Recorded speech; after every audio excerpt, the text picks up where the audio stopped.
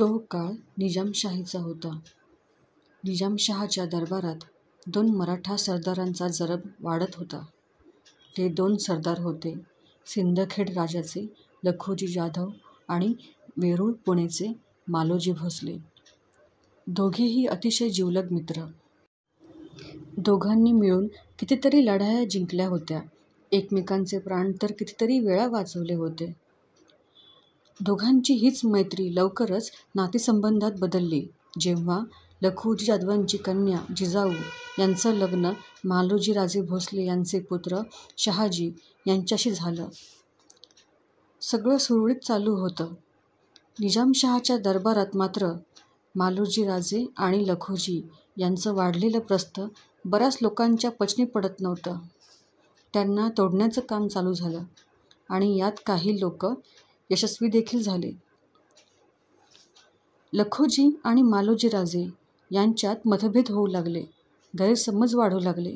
हे वाद इतक्या टोकाला गेले की जीवाभावाचे मित्र एकमेकांच्या जीवावर उठले.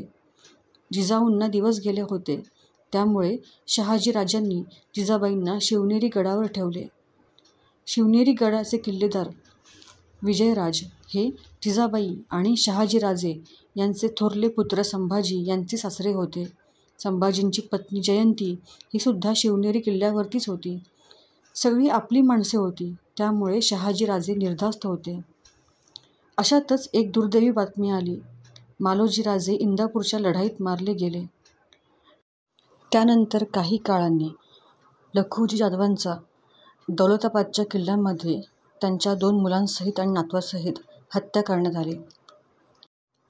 या 2 घटनांनी जिजाबाई पार कोसळून गेल्या होत्या. पण त्यांच्या मनामध्ये फक्त एकच विचार होता की असं कधीपर्यंत चालणार? कधीपर्यंत स्वकीय हे परकीयांच्या गुलामगिरीमध्ये आपले जीव गमावून बसणार?